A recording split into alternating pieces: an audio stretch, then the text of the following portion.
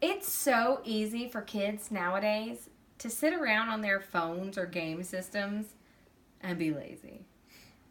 You even find parents who want to let their children decide at such a young age what they want to do and what makes them happy.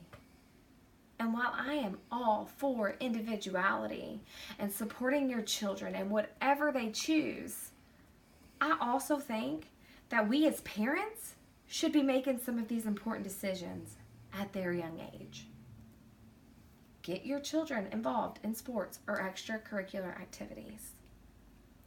My three sons have been active in baseball, football, and basketball for 10 years now. And in those 10 years, my children have learned so much more than just how to play the game.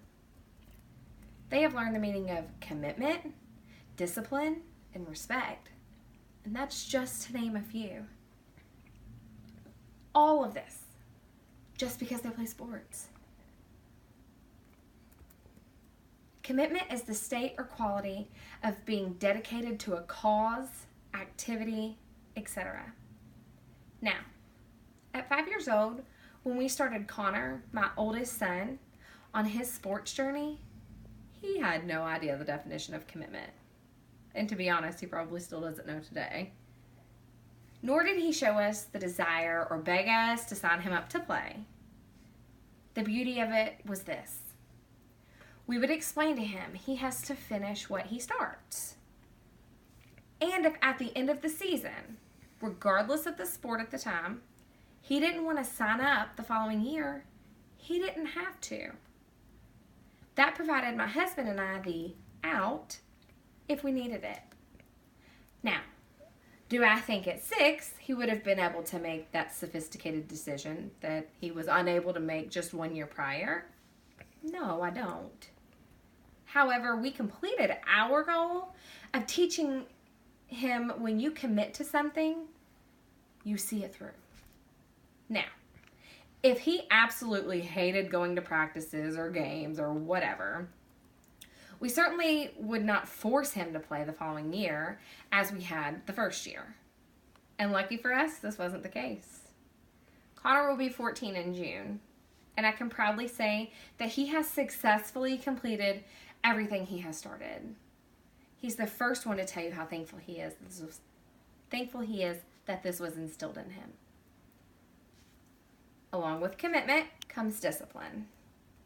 And discipline is not just taught at home regarding punishment when you don't do your chores.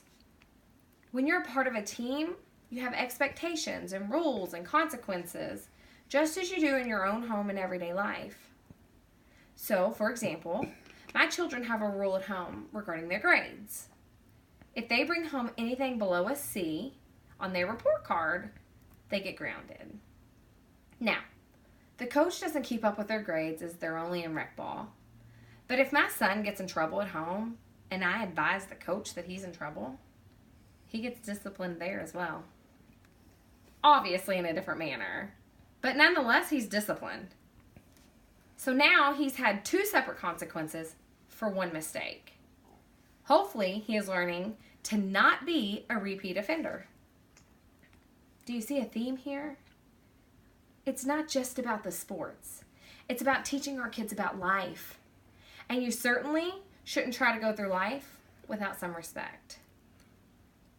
Respect is something that is earned, not just given. And fortunately, my children have had some of the best leaders and examples around.